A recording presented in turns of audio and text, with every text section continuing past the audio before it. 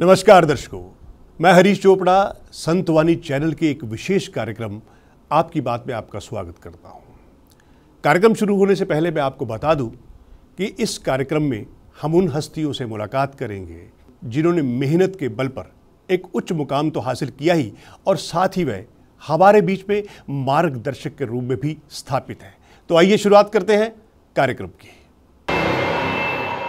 तो आइए इस कार्यक्रम की शुरुआत करते हैं हमारे पहले मेहमान से।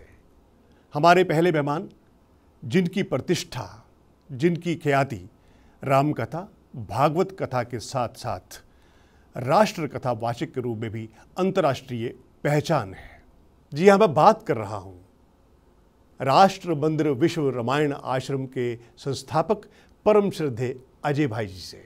आइए स्टूडियो से अजय भाई जी का स्वागत करते हैं। संतवाणी चैनल के विशेष कार्यक्रम आपकी बात में महाराज जी आपका बहुत बहुत स्वागत है। बहुत बहुत धन्यवाद। परम श्रद्धेय महाराज जी, आज समाज में कुछ इस तरह का वातावरण बन गया है कि हर कोई शहीद भगत सिंह को, राजगुरु सुखदेव को या अन्य महान व्यक्तित्वों को दूसरों के घर में तलाश करने की कोशिश करता है, लेकिन वो स्वयं उस तरह नहीं बन पाता, ना ही बनना चाहता है। आपने फिर जीवन में कठिन मार्ग कैसे चुना? सबसे पहले मैं संतवाणी और स्वस्थ और शिक्षा के इस अध्याय के माध्यम से आप सभी के प्रति और आप सबके अंदर बैठे उस परमात्मा को प्रणाम करता हूं और साथ ही आपको आमंत्रित भी करता हूं, आपका स्वागत भी करता हूं दिल्ली में स्थित राष्ट्र मंदिर विश्व रामायण आश्रम में। नाम है राष्ट्र मंदिर विश्व रामायण आश्रम, जो समर्पित है उन सभी बलिदानी संतों को, सैनिकों को, सिपाहियों को, वीर वीरांगनाओं को, जिनके हम नाम नहीं जानते, जिनके चेहरे नहीं जानते, जिनके पते नहीं हैं, परंतु कृतज्ञ है ये राष्ट्र और हम लोग जो स्वतंत्रता का आनंद ले रहे हैं, ये उन वीर वीरांगनाओं बलिदानियों के कारण है जो नींव की पत्थर की तरह इस भारत की स्वतंत्रता के भवन के नींव में है। और जैसे आपने बिल्कुल ठीक कहा कि भगत सिंह तो हो पर दूसरे घर में हो, पर एक निवेदन है, सनातन परंपरा रही है, घर का एक व्यक्ति सेना में जाता था। भारत कृषि प्रधान देश है। लाल बहादुर शास्त्री जी ने कहा जय जवान जय किसान। तो हमारे जीवन का भी यही प्रसंग रहा। पैतृक रूप से किसान, हमारे पिताजी मिनिस्टर डिफेंस में रहे, रक्षा मंत्रालय में, परिवार के सब लोग सेना में, और इसके साथ साथ स्कूल समय से स्काउट में, एनसीसी में, एनएसएस में, फिर रेड क्रॉस की भी ट्रेनिंग की, और हृदय में एक ये था कि मेरा राम मेरा राष्ट्र। वैसे संसार में कहा जाता है कि मेरा मुझ में कुछ नहीं, जो कुछ है सो तेरा, तेरा तुझको सौंप दूं तो क्या लाग है मेरा। परंतु जब देश की बात आए भाई बहन, या धर्म की बात आए, तो कहना मेरा, मेरा भारत महान, मेरा राम, मेरा राष्ट्र।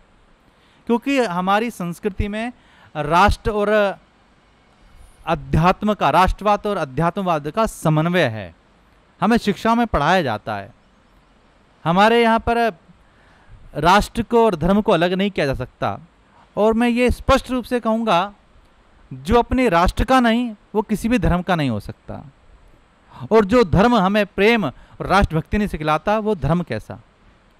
आज सब लोग धर्म की अनेक अनेक परिभाषाएं कहते हैं, पर मैं अपने दृष्टिकोण से उन सभी भावनाओं को भी का सम्मान करते, पर मैं निवेदन करना चाहता हूँ, धर्म का अर्थ है प्रेम पूर्वक ईमानदारी से अपने कर्तव्यों का पालन करना। और जिस व्यक्ति ने प्रेम पूर्वक अपने कर्तव्यों का पालन किया है, वो व्यक्ति आज के संदर्भ में सही रूप से धार्मिक है, और हमें ऐसा करना चाहिए।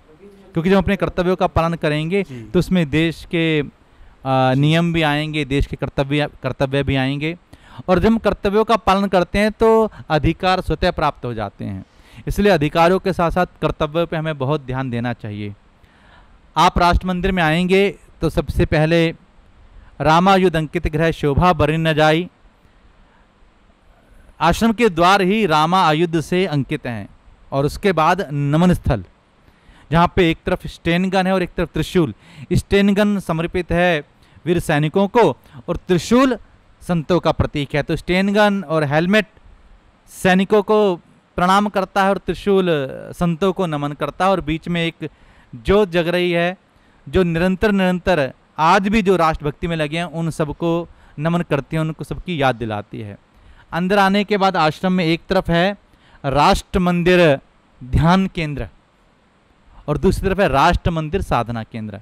तो राष्ट्र और राम का समन्वय है और साथ में तिरंगा भी लहरा रहा है और केसरिया भी। 1947 में हम लोगों को यह तिरंगा प्राप्त हुआ राष्ट्रीय ध्वज के रूप में, पर उससे पहले हमारे छत्रपति शिवाजी, महाराणा प्रताप, झांसी की रानी लक्ष्मीबाई और न जाने कितने वीर सैनिक इस केसरिया के लिए बलिदान हुए, इस केसरिया की रक्षा के लिए। इसलिए तनमन तिरंगा और केसरिया है, इनका समन्वय। और एक सबसे जो ज़्यादा ज़रूरत है, हमने इस चीज़ के लिए प्रयास किया है कि हमारे बच्चों में ये राष्ट्रवाद और अध्यात्म की शिक्षा जाए, जिससे उनके जीवन की सही सही नींव हो। इसलिए हम लोग समय समय पर स्कूलों के लिए प्रशिक्षण शिविर चलाते हैं, जिसमें बच्चों को देश और धर्म दोनों को मिलाकर उनको शिक्षा दी जाती है, मोटिवेशनल टॉक दी जाती है, उन्हें बताया जाता है राष्ट्र के विषय में और प्रेम के विषय में। और मैं तो ये मेरा एक अपना एक बहुत निजी एक वक्तव्य है और एक भावना भी है सरकार से कि 12th के बाद एक निश्चित समय के लिए हर व्यक्ति को सैनिक ट्रेनिंग मिलनी चाहिए। एक निश्चित, जैसे जब 12th व्यक्ति होता है, 12वीं के बाद उस पर कुछ रिजल्ट आने में समय होता है, तो वो उसको तय करे गवर्नमेंट, पर हर एक बच्चा सैनिक के रूप में सेना में जाए तो वो पूरे ज़िंदगी सेना का अनुशासन, देश का प्रेम, वो सब कुछ उसके अंतर आत्मा में आ जाएगा। फिर आगे चल के वो डॉक्टर बने, इंजीनियर बने, कुछ भी बने, पर वो सबसे पहले देश धर्म का सैनिक रहना चाहिए। ये आज के समय की प्रबल आवश्यकता है। और भगत सिंह, चंद्रशेखर आज़ाद, राजगुरु, सुखदेव, मैं निवेदन करना चाहता हूँ, वो किसी ना किसी रूप में आज भी आते हैं, चाहे हमारे तरीके से, चाहे आपके तरीके से या किसी और तरीके से, कोई ना कोई देशभक्ति के लिए आज भी समर्पित रहता है। तभी तो ये राष्ट्र चल रहा है। और एक बार हम विदेश में थे तो किसी ने कहा कि भारत के विषय में आप क्या कहेंगे, तो मैं निवेदन यही कहना चाहता हूँ, भारत देवताओं की भूमि है, सारे संसार को ज्ञान दिया है। और जब हम यहाँ कल्पना करते हैं तो हम भारत वंदे जगत गुरु कहते हैं कि भारत विश्व गुरु बने। पर देखना, हम ये नहीं कह रहे भारत सबको जीते, जीतने के लिए तो लड़ाई करनी पड़ती है, जीतने के लिए हिंसा करनी पड़ती है, पर हम कहते हैं भारत वंदे विश्व गुरु, अर्थात गुरु ज्ञान बांटता है और कोई भी गुरु ये नहीं चाहता कि उसके शिष्य, उससे सीखने वाले पीछे रह जाएं। इसलिए सर्वे भवन्तु सुखिनः की भावना भारत की भावना है। पूरा विश्व हमारा परिवार है, वसुधैव कुटुंबकम, वन वर्ड वन फैमिली, ये भारत की भावना है। इसलिए इस भारत के अंदर अध्यात्म और राष्ट्रवाद का समन्वय भी रहना चाहिए और साथ में स्वस्थ और शिक्षा के साथ हम लोगों को संस्कार का भी समन्वय करना है, जो इस समय की महत्वपूर्ण आवश्यकता भी है और ज़रूरत भी है। तो मैं संतवाणी चैनल को ये शुभकामना भी दूंगा, कोई ऐसा प्रयास कर रहा है और जहाँ तक ये वाणी जाए तो मेरा राम मेरा राष्ट्र, ऐसी हम सबकी भावना रहे। महाराज, ये अध्यात्म का मार्ग चुनना बहुत कठिन तप है। जब आपने अध्यात्म का मार्ग चुना तो परिवार का दृष्टिकोण क्या था? जैसे आपने पूछा कि कैसे प्रेरणा हुई और परिवार का क्या दृष्टिकोण रहा, तो सबसे पहले मैं ये कहूँगा, किसी भी शुभ कार्य को चलने की प्रेरणा परमात्मा प्रकृति के रूप से देते हैं।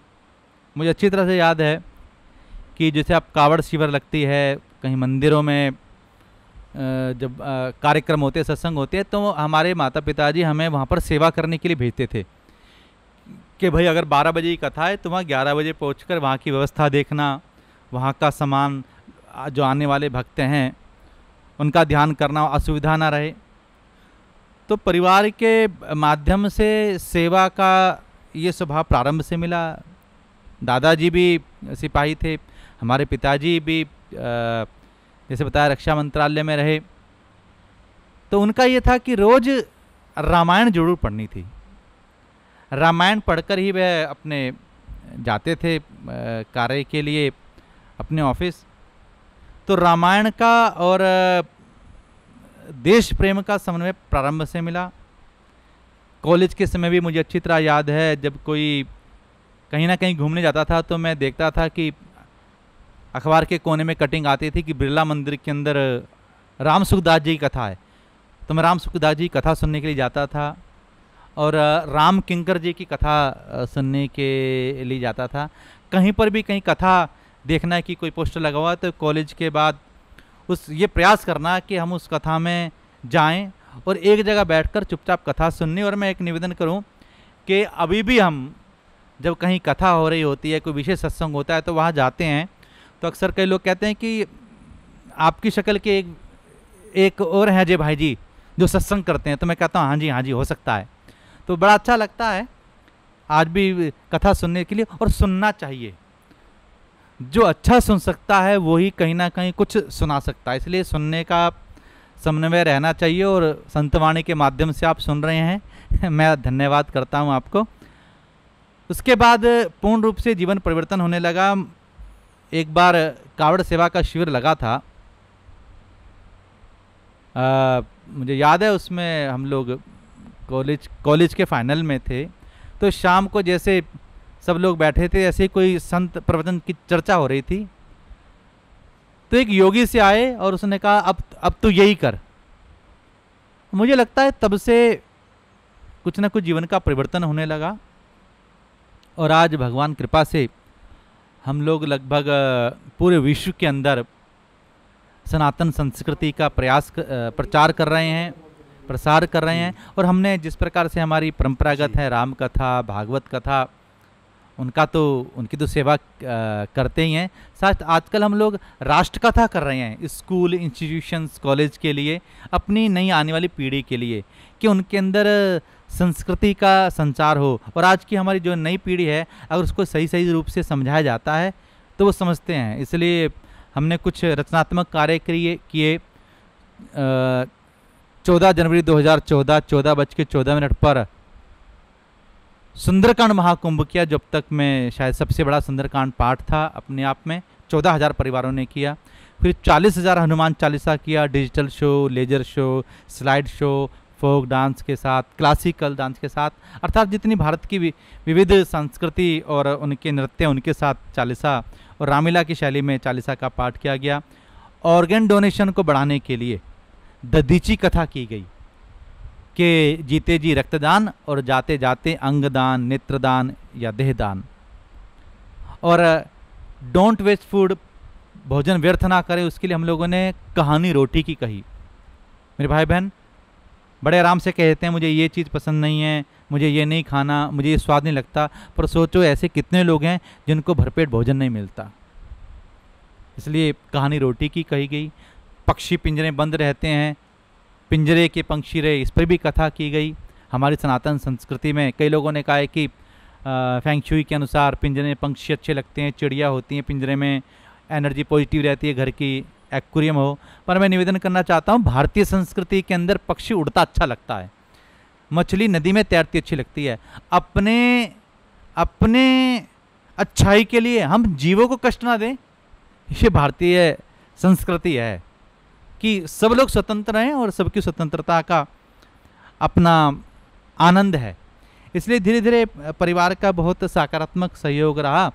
और मैं सोचता हूँ कि गृहस्थ धन्य होता है जो अध्यात्म और सामाजिक जीवन का समन्वय करता है। तो अब हम लोग जैसे कि दिल्ली में रहते हैं, तो हमें अध्यात्म की भी आवश्यकताओं का पता रहता है और गृहस्थ की भी आवश्यकताओं का, समाज की आवश्यकताओं का पता रहता है। तो कभी ये नहीं कह सकती कि ये गलत है, ये गलत है, नहीं, एक समन्वय है।